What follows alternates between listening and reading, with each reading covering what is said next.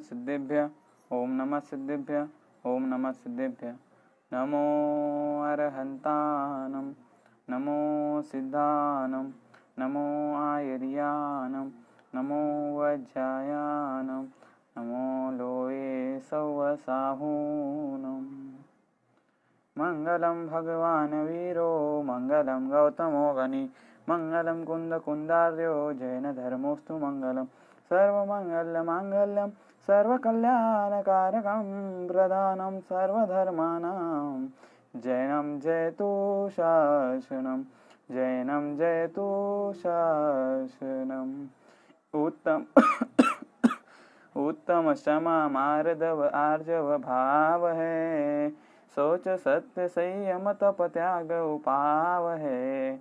आकिंचन ब्रह्मचर्य धर्म दश सार है चौगति दुखते काढ़ी मुकति करतार है। अंजुली जल समझवानी शीन होती जा रही प्रत्येक पल जर जर जरान नजदीक आती जा रही। काल की काली घटा प्रत्येक क्षण मंडरा रही किंतु पल पल विषय तृष्णा तरुण होती जा रही किंतु पल पल विषय तृष्णा तरुण होती जा रही। आज का अपना 10 लक्षण महापर्व का उत्तम तप का दिन है। उत्तम तप के बारे में कुछ लाइन अपन यहाँ से बोलते हैं, उसके बाद अपन वक्तव्य शुरू करते हैं। तप कर्मों का नाशन हारा तप ही सबको जग से उबारा। अहम छोड़ तप जो करता है वही सिद्धि का प्यारा। तप की ऐसी महिमा है कि विष भी निर्विष हो जावे। द्वादश तप को जो तपे वह शीघ्र शिव पदवी को पावे। अपना 10 लक्षण महापर्व विगत कई दिनों से चल रहा है, उसमें अपनी चर्चाएं भी चल रही है और चर्चाएं चल रही तो उसमें हमें यह समझ में आ रहा है कि 10 लक्षण महापर्व यह जो है ये जैनों का एक अति उत्तम पर्व है। जैनों का अति उत्तम पर्व बोला जाए या फिर जीव मात्रा का उत्तम पर्व बोला जाए, क्योंकि इसमें क्या, इसमें तो जीवों को शांति ही मिल रही है, साता ही मिल रही है, सुख ही मिल रहा है। क्योंकि जब महापर्व जब चालू होता है, महापर्व के समय में कई जैन भाई बंधु क्या करते हैं, एक आंदोलन टाइप का करते हैं या फिर अर्जी लिख करके देते हैं कि इन 10 दिनों में कम से कम कत्ल खाने बंद होना चाहिए। माने यह क्या है, यह तो जीव मात्रा के लिए तो उनका साता का ही समय है, सुख का ही समय है, तो उसी तरीके से अपने लिए भी यह एक साता का समय है, एक सीजन का समय है, इसमें ही अपने को धर्माराधना करने का समय है।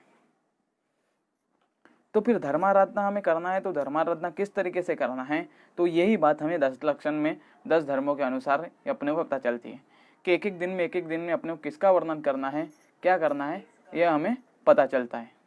बराबर। तो आज का दिन है उत्तम तप। तो उत्तम तप माने क्या होता है, यह अपने को समझना चाहिए। अब शब्द से ही यदि अपन देखेंगे तो शब्द से ही अपने को इसका अर्थ समझ में आता है कि तप माने होता है तपमा। अब कोई भी कार्य यदि करना है तो कोई भी कार्य के लिए पहले तपना ही पड़ेगा। अब यदि एक रोटी भी यदि अपने को खानी हो ना, तो एक रोटी खाने के लिए भी उसकी कई सारी प्रक्रिया है। अब एक रोटी बनाने की विधि क्या है, यदि एक विधि पूछ ली जाए तो विधि बताने के लिए अपने को 2 मिनट लगेंगे कम से कम समय। कि सर्वप्रथम क्या होना चाहिए, सर्वप्रथम तो गेहूं होना चाहिए, फिर गेहूं का आटा बनाना चाहिए, उसमें पानी मिलाना चाहिए, पानी मिलाने के बाद में सबसे महत्वपूर्ण एक सिगड़ी होना चाहिए, गैस होना चाहिए और भरा हुआ होना चाहिए, एक तवा चाहिए, तवा होने के बाद में उस पर रोटी डालना पड़ेगा, रोटी को सेकना पड़ेगा, रोटी बनाना पड़ेगा। रोटी जब तपेंगे उसके बाद में अपना क्या होगा, अपना पेट भरा जाएगा। उसके बिना अपना पेट भरेगा नहीं भरेगा। तो उसी तरीके से यह तो अपना जीवन है। इस जीवन को यदि अपने को इस जीवन को यदि श्रेष्ठ करना है तो इस जीवन को भी क्या करना पड़ेगा, अपने को तपाना ही पड़ेगा। तो वो कैसा तपेगा, क्या तपेगा, वह अपने को यहाँ पर से पता चलेगा कि किस प्रकार से तपने वाला है। पर तपाने बिना तो काम होने वाला नहीं है, क्योंकि तप यह एकदम महत्वपूर्ण और अति श्रेष्ठ बात है। इसके द्वारा ही जो सिद्ध हुए है वो तप के द्वारा ही हुए। तप यदि नहीं करते तो वह अपना स्थान प्राप्त नहीं कर पाते। तो तप करने के लिए हमें कौन कौन सी बातें ध्यान रखना चाहिए वो हमें पता होना चाहिए। अभी हम क्या करते हैं, 10 लक्षण पर्व में बस इतना ही सोचते हैं कि 10 लक्षण पर्व चालू है, इसमें अपन सुबह जाओ, सुबह 10-10 12-12 पूजन करके आओ, शाम को थोड़ा देर बैठो और बस हो गया, एकासन आदि कर लो, उसमें हो गया। अरे एकासन माने तब थोड़ी है। अब एकासन, अब समझ लो अपन एकासन कई कि यदि एकासन करने वाले वो तो फिर कई भिखारी जो रहते उनको तो आनंद था, तो उनको तो एकासन हो ही जा रहा, उनको तो उपवास हो ही जा रहा। लेकिन अंदर में क्या परिणाम है, अंदर के परिणाम के हिसाब से ही उसका पाप पुण्य का फल लगता है। यह बात अपने को समझ में आना चाहिए।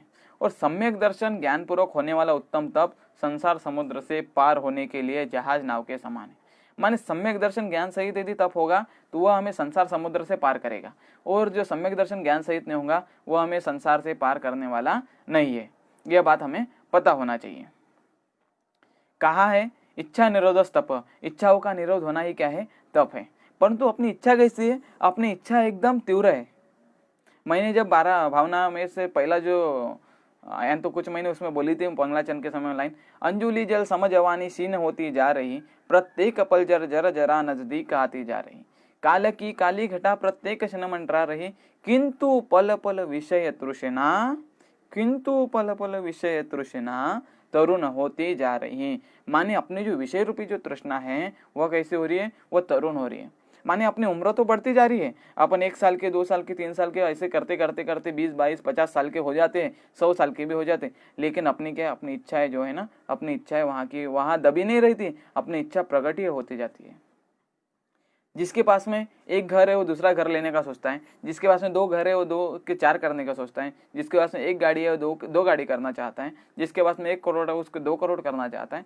तो माने जितने में अपना हो रहा है उतने से अधिक प्राप्त करने की हमारी जो इच्छा है, ये इच्छा हमारी बनी ही रहती है। तो इच्छाओं का शमन कभी होता ही नहीं है। इच्छाओं का शमन करने के लिए तत्व ज्ञान जो है, तत्व ज्ञान होना चाहिए। परंतु अपन क्या करते हैं, मात्र 10 दिन ये धर्म को सुनते हैं और 10 दिन बाद में ये धर्म का जो बैग है इसको पैक कर देते हैं और बाकी पर संसारों की बातें में लग जाते हैं।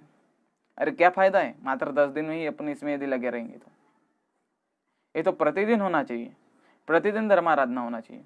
प्रतिदिन यदि अपन कुछ करेंगे या फिर विचार करेंगे, समझ लो अपन ने पढ़ के रखा है तो बल्कि जिनवानी मत उठाओ, परंतु उसका विचार तो करते रहो। यदि विचार भी करोगे ना तो अपना जो है पुण्य, ये पुण्य बनते रहेगा। नहीं से अच्छा तो कुछ ना कुछ तो करना चाहिए, धर्माराधना तो हमें करना चाहिए। परंतु खैर अब अपना अपना स्वभाव, अपने को जो करना है वो आप कर सकते हो।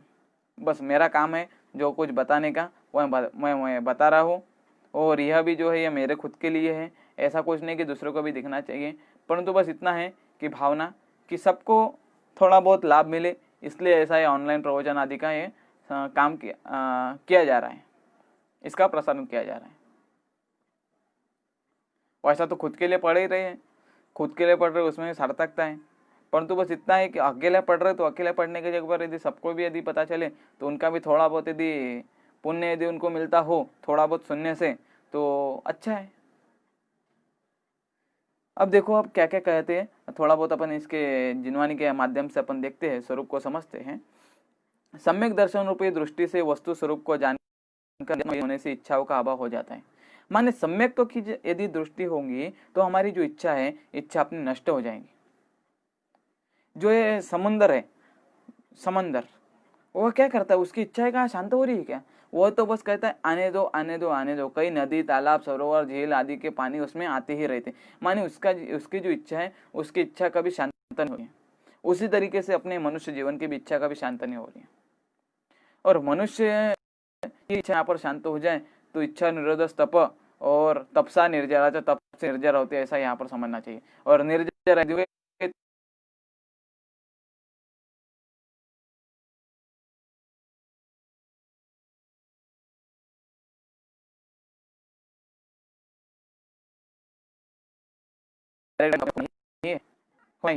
क्यों, क्योंकि तप से निर्जरा हो रही है ना, तो निर्जरा के बाद में क्या आता है, जीव अजीव आश्रव बंध सवर निर्जरा मोक्ष। निर्जरा हो गई तो मोक्ष तो होना निश्चित ही है, तो तप पहले करना पड़ेगा। तप यदि किया तो उससे निर्जरा होगी, माने होगी ही। तो ऐसी बात हमको थोड़ी सी ध्यान रखना चाहिए। यदि अपन ध्यान रखते हैं तो अपन जो है अपन तप के मार्ग में लग सकते हैं। इस प्रकार से यह बात अपने को समझना चाहिए। फिर और इसमें बताया है कि एक श्लोक है, उस श्लोक में बताया है दानम दुर्गति नाशाय शीलम सद्गति कारणम तप कर्म विनाशाय भावना भवनाशिनी। दानम दुर्गति नाशाय शीलम सद्गति कारणम तप कर्म विनाशाय भावना भवनाशिनी। क्या कहा है? देखो, दान देने से दुर्गति का नाश होता है, शील से सद्गति की प्राप्ति होती है। क्या? दान देने से दुर्गति का नाश होता है और शील से सद्गति की प्राप्ति होती है। तप से कर्म का नाश होता है और भावना से संसार का नाश होता है। हाँ, तो दान देने से क्या हो रहा है? दान देने से दुर्गति का नाश हो रहा है।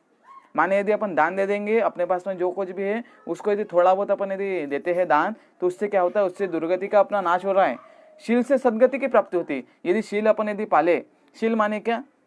अपनी जो इज्जत आबरू जो है उसको संभालने की कोशिश करें, दूसरी परस्त्री है उसके ऊपर बुरी निगाह आदि से नहीं अपन रखें, अपना आचरण अच्छा रखें, इसका नाम है तो शील। तो शील से सद्गति की प्राप्ति होती है, तब से कर्म का नाश होता है। तब यदि करेंगे तो तब से कर्म का नाश होता है, और भावना से संसार का नाश होता है। कहा है ना, भावना भवनाशिनी।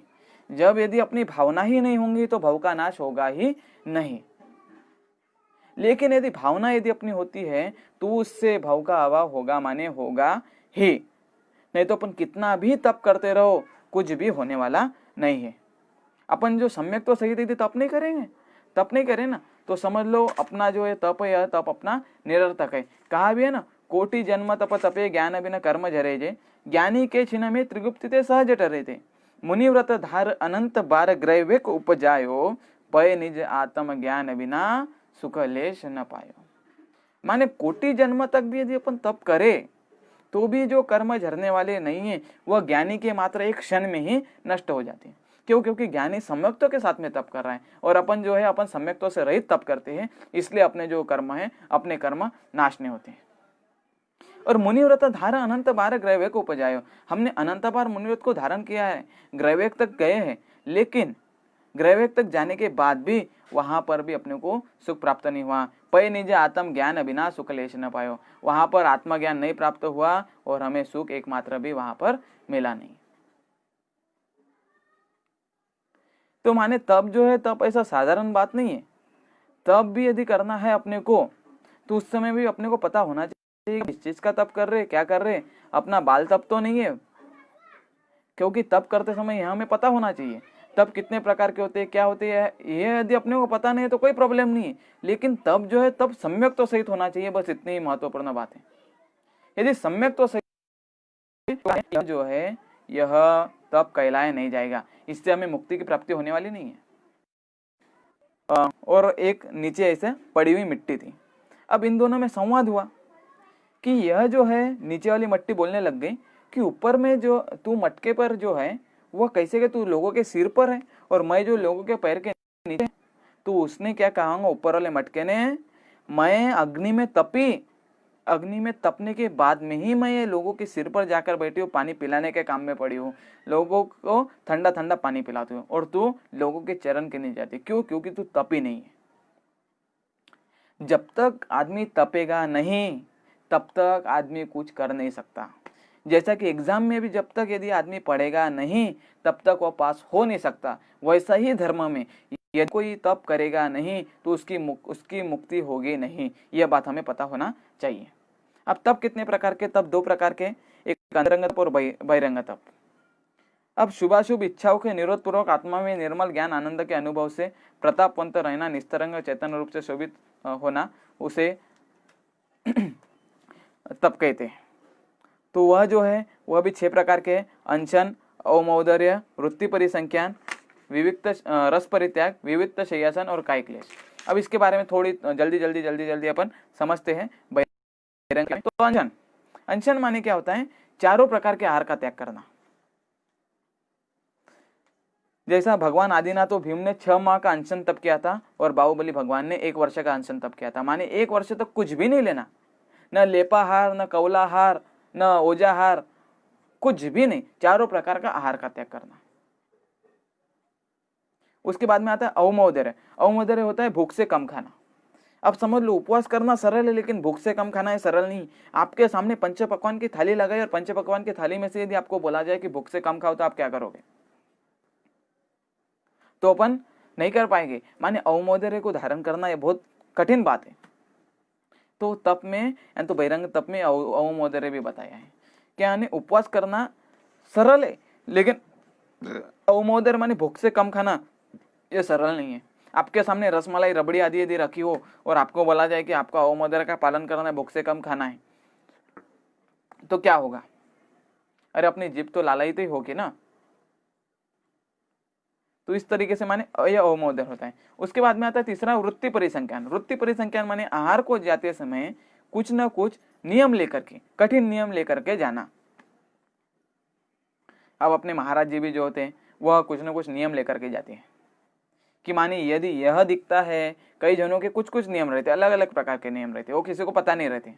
बस महाराज जी अपनी आंकड़ी लेकर के वो जाते हैं, और आंकड़ी लेकर के जाने के बाद में वहां पर उनको यदि क्रिया दिखती है, यदि विधि दिखती है, तो उसके बाद में वो आहार ग्रहण करते हैं। उसके बिना वो आहार को ग्रहण करते नहीं है।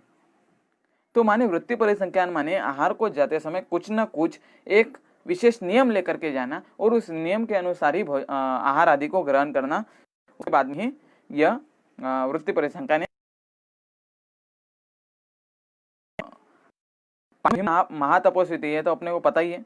तो उन्होंने नियम लिया था कि भाले की नोक पर रखकर यदि कोई भोजन देगा, यदि आहार कराएगा, तो ही मैं आहार को ग्रहण करूंगा, उसके बिना मैं आहार को ग्रहण करने वाला नहीं हूं। माने इतना कठिन तप, माने किसको पता चलेगा कि भाले के नोक पर रख कर के आहार को ग्रहण करेंगे? कोई सोचेगा, कोई दिमाग में बुद्धि लगाएगा कि भाले की नोक पर रख करके इनको आहार देना है? तो भीम ने ऐसा ऐसा वृत्ति परिसंख्यान लिया था कि भाले की नोक पर यदि देंगे तो ही मैं आहार ग्रहण करूंगा। और परंतु उनका यह जो नियम है, यह उनका विधि 6 महीने तक मिले ने, तो 6 महीने तक उनको उपवास था। अपन तो एक दिन में कैसे हो जाते, एक दिन में अपन ठंडे पड़ जाते हैं, परंतु वृत्ति परिसंख्यान में 6 महीने तक उनको विधि नहीं मिली, तो 6 महीने तक उन्होंने आहार ग्रहण नहीं किया। वैसा ही शांति सागर जी महाराज का आता है कि उन्होंने क्या लिया था, एक वृत्ति ली थी उन्होंने। अब बाद में बताया, पता चला अपने को, तो उन्होंने एक ली थी कि जब तक बैल के सींग पर गुड़ की भेली नहीं लगी हो, तब तक मैं आहार को ग्रहण नहीं करूंगा। तो यह विधि मिले ही नहीं रहती। लोग परेशान हो रहे कि महाराज जी आहार क्यों नहीं ले रहे। लेकिन एक बार क्या होता है, बाजार का दिन रहता है, और बाजार का दिन होने के बाद में एक जो मदमस्त बैल अपने बाजार में से घूमता है, और बाजार में से घूमने के बाद पागल बैल हो जाता, तो वो क्या करता है, दुकानों में उजाड़ते रहता है। तो दुकान को उजाड़ते रहता है, तो उसका जो सींग है वो उस पर जाता है, गुड़ के भेली पर, और गुड़ की भेली पर लगने के बाद में उतने ही महाराज जी जो है वो आहार के लिए निकलते, तो उनको बैल दिख जाता है, उसके बाद में से वो आहार लेना शुरू करते। तो ये होती है वृत्ति परिसंख्यान। अपन ले सकते क्या ऐसे कुछ नियम? अपन तो खाने को बैठ रहे हैं, तो खाने के बैठते समय कई सारे अपने को विकल्प आते रहते, उस विकल्प के अनुसार रहते हैं। ऐसा नहीं कि तुमको ही मैं कर रहा हूँ, तो मेरी भी बात मैं बता रहा हूँ कि माने ऐसा अपन ये धारण कर सकते हैं। उसके बाद में रस परित्याग। रस परित्याग माने 6 रसों में से किसी न किसी एक रस का या 2 रस का आजीवन त्याग करना। माने कोई दूध का त्याग करता है, कोई दही का त्याग करता है, कोई तेल का त्याग करता है, कोई घी का, कोई नमक का, और कोई मीठे का त्याग करता है, या 1 या 2 इसमें से कुछ न कुछ आजीवन, यह जो है यह रस परित्याग है। उसके बाद में विविक्त शय्यासन। विविध शय्यासन में क्या है, ऊंची नीची पथरीली जमीन पर या कंकरीली जमीन पर या एकांत स्थान पर सोना। ऊंची नीची भी हो, कंकरीली भी हो, और एकांत स्थान हो, ऐसे जगह पर सोना, उसका नाम है विविध शय्यासन। पर अपने को कैसा, अपने को तो फोम के गद्दे चाहिए, अच्छे उसमें कपास के गद्दे चाहिए, ऊपर से एसी लगी चाहिए, उसके बाद में पंखे चाहिए, और क्या क्या अपने को चाहिए बताइए। लेकिन जो है तप जो धारण करने वाले जो मुनिराज है, मुनिराज के बारे में यहाँ पर बताया जा रहा है कि किस किस प्रकार से तप को धारण करते हैं, विविध शय्यासन। उसके बाद में आता है काय क्लेश। काय क्लेश माने ठंडी गर्मी की बाधाओं को सतत सहन करना, यह काय क्लेश है। माने ठंडी गर्मी की जो बाधा है उसको सतत सहन करते रहना।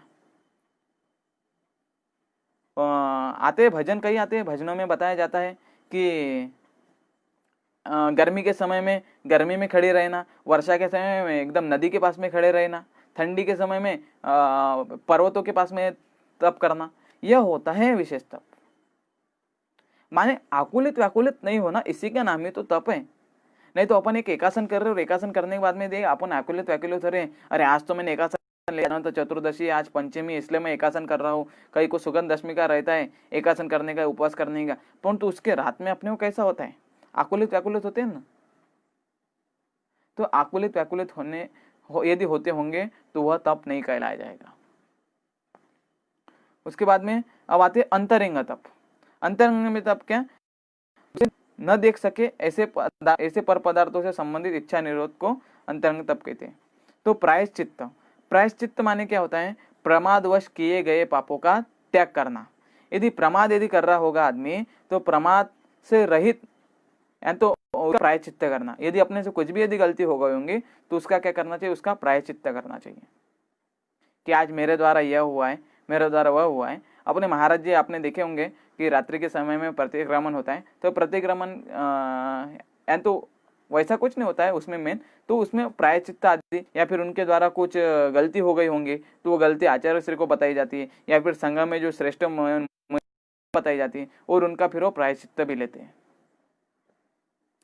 उसके बाद में आता है विनय, वितरागी गुणवार और पूज्य पुरुषों की विनय करना, विनय अंतरंगता।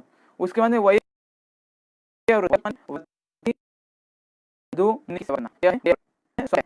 करना उस और चिंतन करना का नाम स्वाध्याय बताया गया है। उसके बाद में उत्सर्ग, बाह्य और अंतरंग परिग्रह का परिहार करना अर्थात त्याग करना।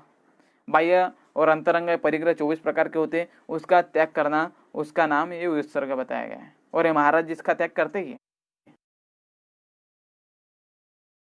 ध्यान की चंचलता को रोककर अपने निज स्वभाव में, यदि खान में से निकलने के बाद में ही उस सोने को यदि बाजार में लेकर जाएंगे तो उसकी कीमत क्या होगी, वो सोने की मात्र वहां पर जो आगे वाला जो कीमत देने वाला है वो मात्र 10,000 देंगे, 20,000 देंगे और बाजू में कर देगा। लेकिन वही सोना यदि तपा जाए, वही सोना यदि उसमें से निखर जाएगा तो क्या होता है, वह उसका रेट बढ़ जाता है। तो उसी तरीके से अपन भी यदि तपते हैं, अपना भी यदि चित्त बराबर और अपना भी आत्मा कल्याण होगा माने होगा ही। और कर्मों के बंधन से अपन छूटेंगे।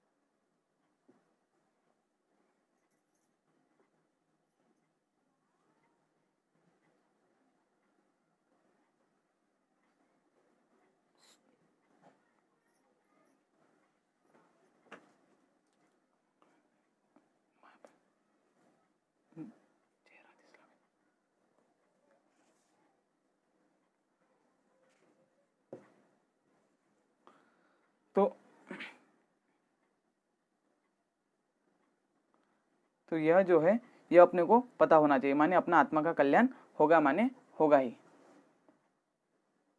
यदि अपने आत्मा का कल्याण यदि करना है अपने को तो तब तो करना ही पड़ेगा। ये तप के बिना आत्मा का कल्याण होने वाला नहीं है। ये बात अपने को पता चलना चाहिए कि मिथ्या दृष्टि ज्ञानपूर्वक आत्मा को कर्मों से बंधन छुड़ाना नहीं जानता। जिस तरह से राग द्वेष मोह रूप मैल भिन्न हो जाए तथा शुद्ध ज्ञान दर्शन में आत्मा भिन्न हो जाए तो वह तप है। उसके बिना तप नहीं कहलाया जाएगा। रत्नाकरण शावकाचार्य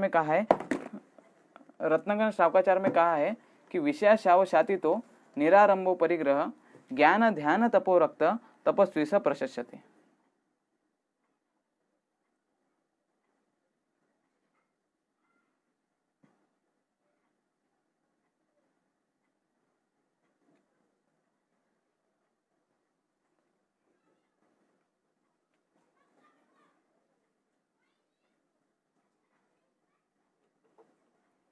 पाहिजे बरं तू याच्यात दिसते का?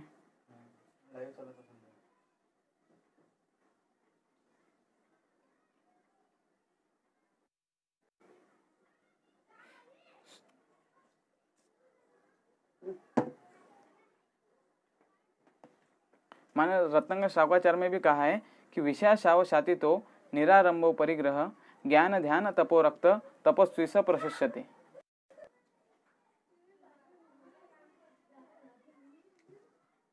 तपस्वी स प्रशस्यते माने जो विषयों की आशा से रहित है, आरंभ और परिग्रह से रहित है और ज्ञान ध्यान और तप में ही लीन है, ऐसे जो है ऐसे ही तपस्वी प्रशंसनीय है। और जो विषय और आशा में ही रत है वह तपस्वी प्रशंसनीय नहीं है। यह बात अपने को पता होना चाहिए। अब कई प्रकार की इसमें और बताया जाता है स्वरूप। यदि अपन इसके और स्वरूप को यदि अपन देखेंगे तो अपने को पता चलेगा। कर्म रूपी पर्वतों के भेदन करने वाले तप की प्रेरणा देते हुए कविवर ध्यानत राय जी कहते हैं, धारा मनुजतन महादुर्लभ शुक्ल आयु निरोगता श्री जैन तत्व ज्ञानी भई विषय पयोगता अति महादुर्लभ त्याग विषय कषाय जे तप आदरे नर भव अनुपम कनक गरम मई कल सादरे। माने इसमें क्या, धारा मनुष्य तन महादुर्लभ शुक्ल आयु निरोगता, माने जो मनुष्य तन धारा ये धारण किया यह तो महादुर्लभ ही है, और उसमें भी सुकुल माने अच्छा कुल मिलना, अच्छी आयु मिलना और अच्छा आरोग्य मिलना, तत्व ज्ञानी और जैनों की वाणी मिलना, तत्व का ज्ञान मिलना, और भई विषय उपयोगिता, और जो विषय की जो उपयोगिता है वह हट जाना, भई माने जो भय होती है, और अति महादुर्लभ त्याग विषय कषाय जे तप आदरे, और जो महादुर्लभ जो तप है उसका विषय को विषय कषाय जे तप आदरे, माने विषय रूपी कषाय जो उसका जो तप करे वह श्रेष्ठ है। नर भव अनुपम कनक घर मणिमयी कलसा धरे, नर भव कैसा, नर भव अनुपम है, कनक घर मैं सोने के घर के समान है। ये अपने को पता होना चाहिए। अब तप के लिए संयम जरूरी है, वह भी किसका, मन वचन काय का। यदि तप करना है तो संयम जरूरी है माने है ही, और वह भी किसका है, वह भी अपने मन वचन काय का, क्योंकि मन का निरोध मन वचन काय पर नियंत्रण रखे, यह भी तप के अंतर्गत ही समझिए। उसका नाप तोल करके बोले नहीं तो पछताना पड़े, ऐसी स्थिति भी पैदा होती है। माने मन वचन काय इन तीनों को एकत्रित करने के बाद में ही यह जो तप है यह तप हो सकता है। कि मन तो कहा जाता है, ये समझ लो मन है तो अपना वचन बराबर होना चाहिए, और यदि वचन भी बराबर है तो अपना काय से क्रिया बराबर होना चाहिए। एक दो पंडित थे, माने साधारण पंडित, उनको कुछ ऐसा ज्ञान कुछ नहीं, बस थोड़ा बहुत पढ़ लिया उसलिए उनको पंडित ऐसा कहा गया।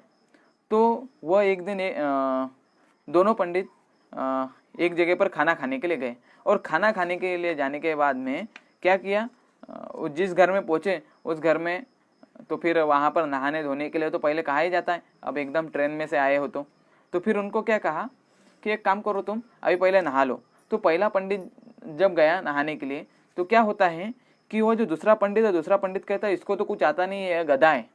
ठीक है, हो गया, इसने बोल दिया गधा। अब सामने वाले जो तो उनने सुन लिया। उसके बाद में दूसरा जो था, दूसरे वाले ने देखा तो अरे यह क्या हो रहा है, इसमें तो यह तो गधा बोल रहा है।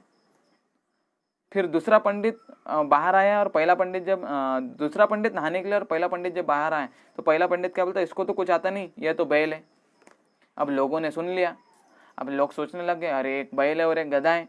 तो क्या किया उन्होंने, घास, हरी घास और भूसे को लाया, और जब उनको खाना परोसने का टाइम आया ना तो जो बैल था उसके सामने भूसा डाल दिया और जो गधा था उसके सामने घास डाल दी। वो दोनों लोग कैसे हो गए, एकदम से चिढ़ गए, एकदम से चिढ़ गए।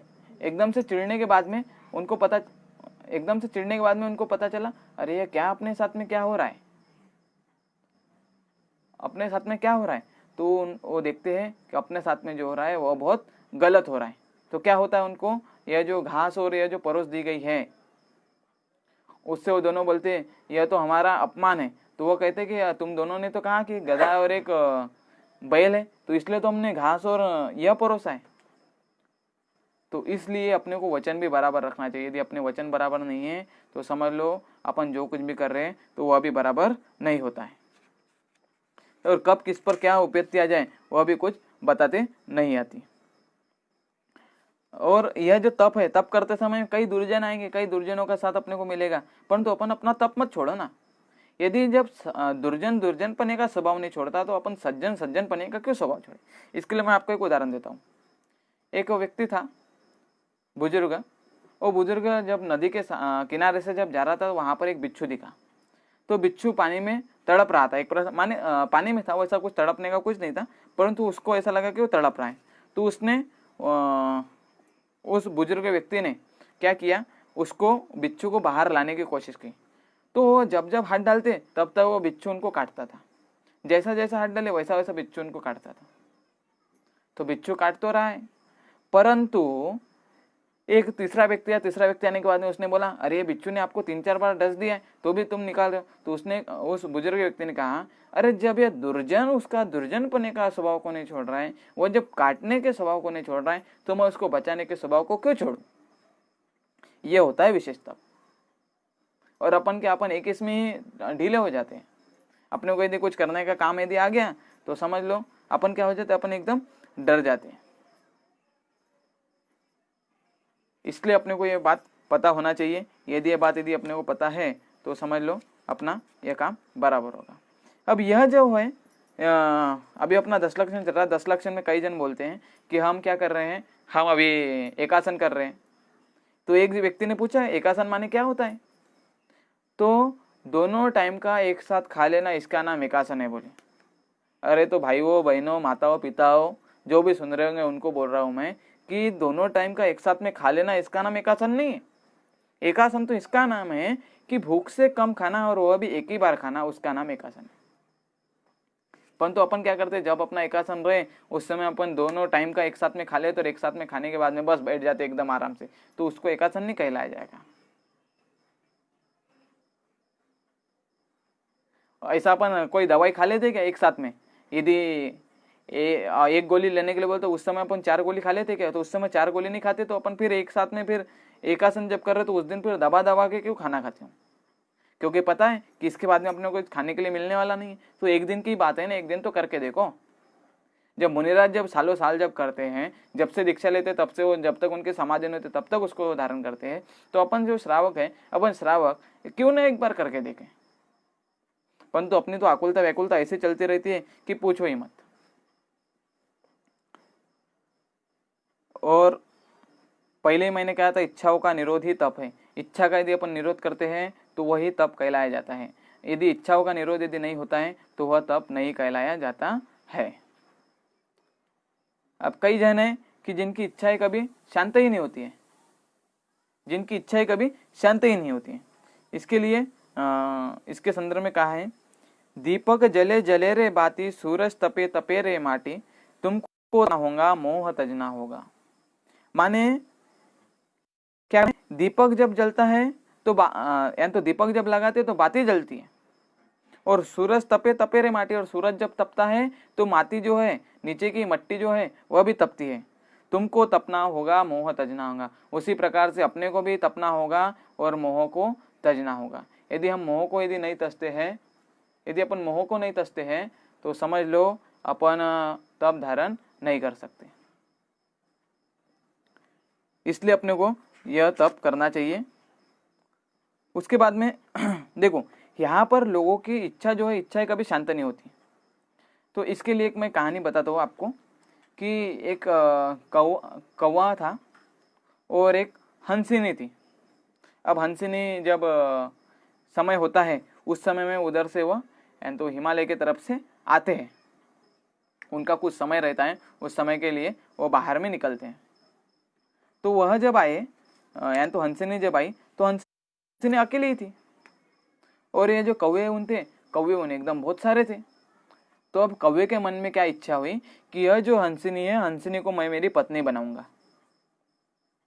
कहानी है, कहानी में तो कोई भी किसको कुछ भी बना सकता है। कहानी तो अपने मन की होती है, मनगढ़ंत रहती है, इसलिए अपन कुछ भी उसमें बोल सकते हैं, बराबर। तो कौवे ने सोचा कि मैं इसको क्या बनाऊंगा, मेरी पत्नी बनाऊंगा। तो यह क्या होता है, वो कौवा जाकर के उनको कहता है कि तू मेरी पत्नी है। वह कहती है कि मैं कैसे क्या पत्नी होंगी तेरी, तेरा स्वभाव कौन सा है, तेरा कलर कौन सा है, मैं तेरे कलर से मिलती तो भी हो क्या। उसने बोला मुझे कुछ नहीं बता, मुझे कुछ मत बता तू। तो फिर वह क्या करता है, उसकी फौज को बुलाता है, कौवे की फौज को। एक मीटिंग बैठाता है, एक पंचायत बैठाता है। तो पंचायत में भी ऐसा होता है कि नहीं, यह निर्णय तो अपन नहीं दे सकते, यह निर्णय कौन देगा, हाईकोर्ट वाला देगा। तो कौवा देखो, कौवा कितना चतुर था। हाईकोर्ट का जो जज जो रहता है ना, वो जज के पास में गया। हंसिनी भी वहां पर गई। हंसिनी जाने के बाद में वहां पर वो खटला उनका चला। तो खटला चलते समय उनको कटघरे में बुलाया गया, दोनों को, एक तरफ कौवा एक तरफ हंसिनी।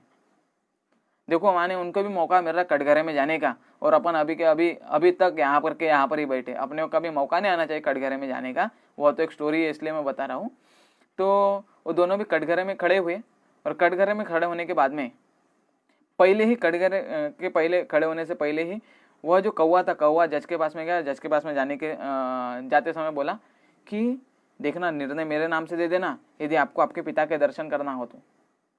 क्योंकि बहुत से लोग मानते हैं ना कि ये जो कौवा है, कौवा पूर्वजों के बारे में बताता है।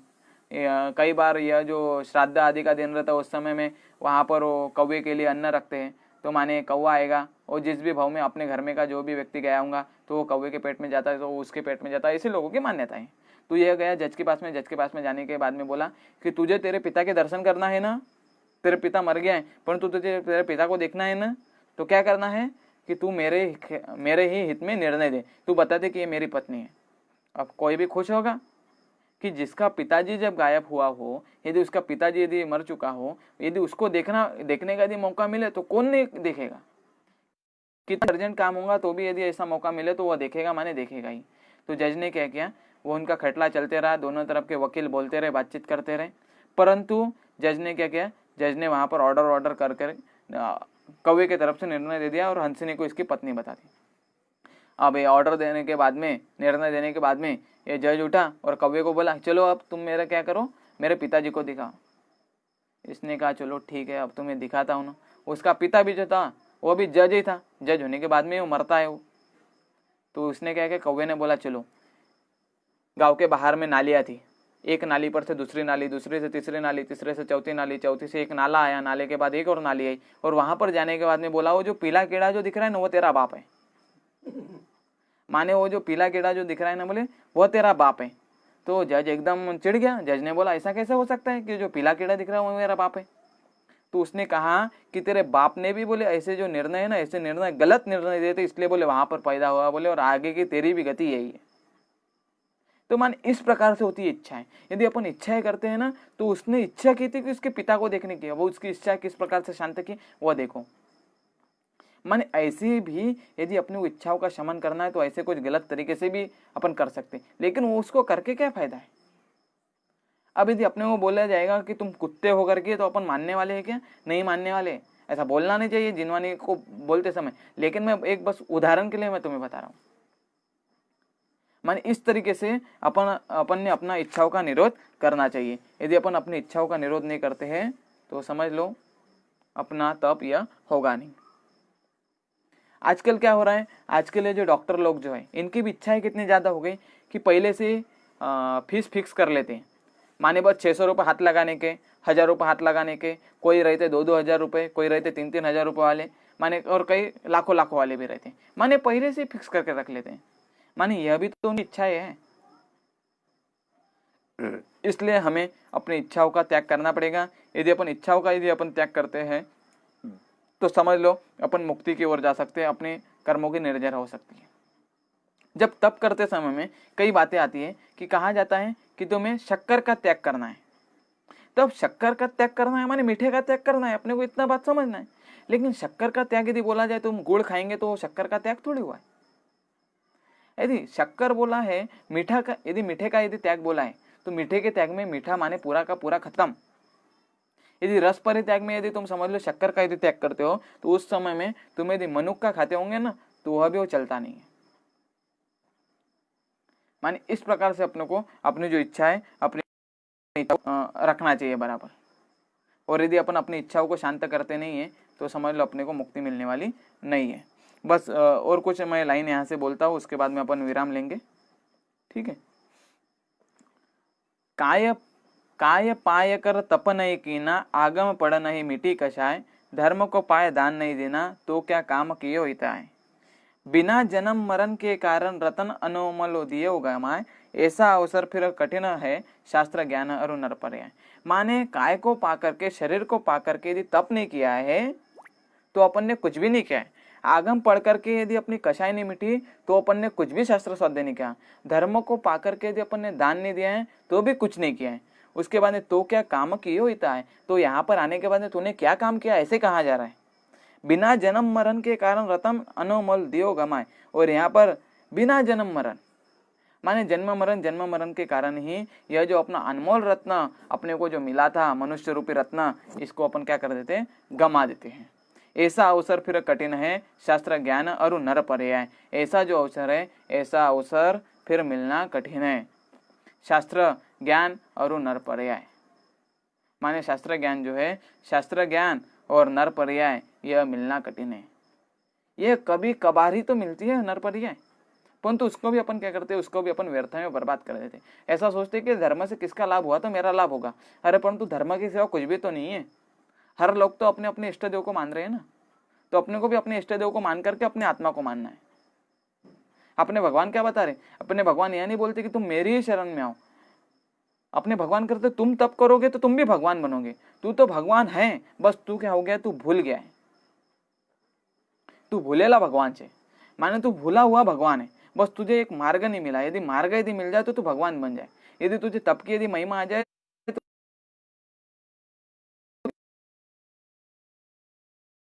होगा ही। कहते हैं ना, मुट्ठी बांधे आया जगत में, हाथ पसारा जाएगा। भजन आते हैं कि माने जलता सूरज धीरे धीरे ढलता ही रह जाएगा। माने अपन कैसे हो मान करके आते हैं, बस क्या काम में आने वाला है, दया धर्म की किन्हीं कमाई।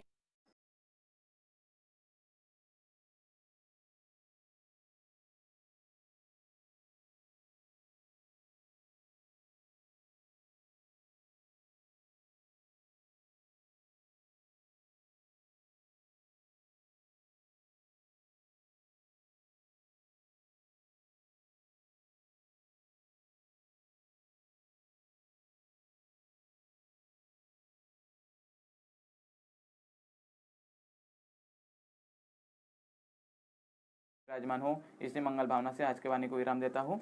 जय जिनेन्द्र। जिनवानी स्तुति। निज निधि निज में बताई यह अनंत उपकार है, उसके लिए जिनवानी माँ को वंदना शतवार है, वंदना शतवार है। 3 बार नमोकार मंत्र। वज्जानम नमो लोय सव सावनम, नमो अरियंतानम, नमो सिद्धानम, नमो आर्यानम, नमो वज्जानम, नमो लोय सव सावनम, नमो अरियंतानम, नमो सिद्धानम, नमो आर्यानम, नमो वज्जानम, नमो लोय सव सावनम। बोलिए द्वासंग में जिनवानी माता की जय। अहिंसा परमो धर्म की जय।